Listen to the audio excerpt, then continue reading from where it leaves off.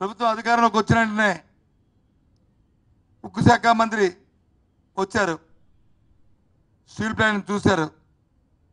Press కాన్ఫరెన్స్లో మీ press సోదరులు అడిగారు, మీ విధానం ఏంటని అడిగారు. నా సాయశక్తిగా ఉంచడానికి ప్రయత్నం చేస్తాను, కానీ ప్రధానమంత్రి గారిని అడిగి చెప్తాను మీకు అని చెప్పారు. ఒకసారి మీకు జ్ఞప్తి చేసుకొస్తున్నాను.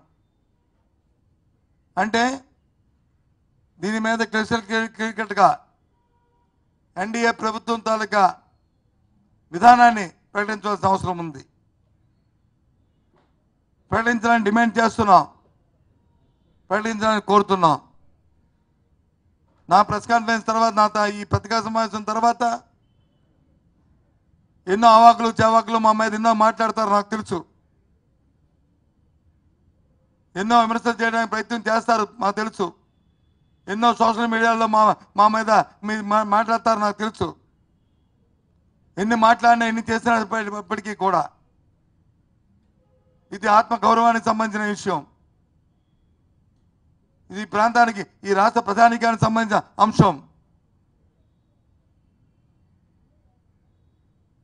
వాటి గురించి పట్టించుకోవాల్సిన అవసరం లే.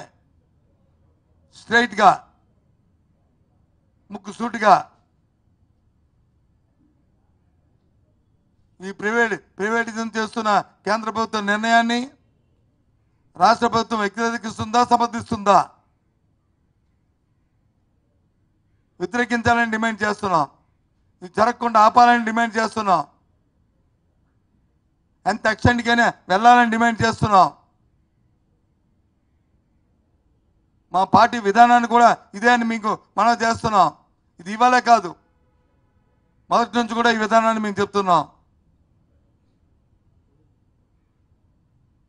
ఆ నేపథ్యంలోనే ఇవాళ మళ్ళీ మీతో సమావేశాన్ని పెట్టి మీ ఇక్కడ కూర్చున్న నేను కానీ,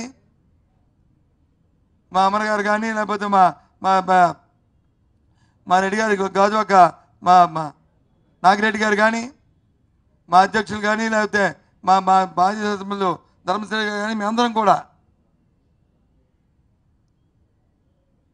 ఈ పార్టీ మాటగా మీకు అందరికీ మీ ద్వారా చెప్తున్నాం. ఈ పోరాటం ఎంత ఎక్స్టెంట్కైనా సరే దీన్ని సాధించుకోవడానికి మేము ఉంటామనే విషయాన్ని ఇవాళ తెలియజేస్తున్నాం. అందుకే మిమ్మల్ని అందరినీ పిలిచి ఈ సమావేశం ఏర్పాటు చేశాననే విషయాన్ని తెలియజేస్తున్నాం. ఓకేనా?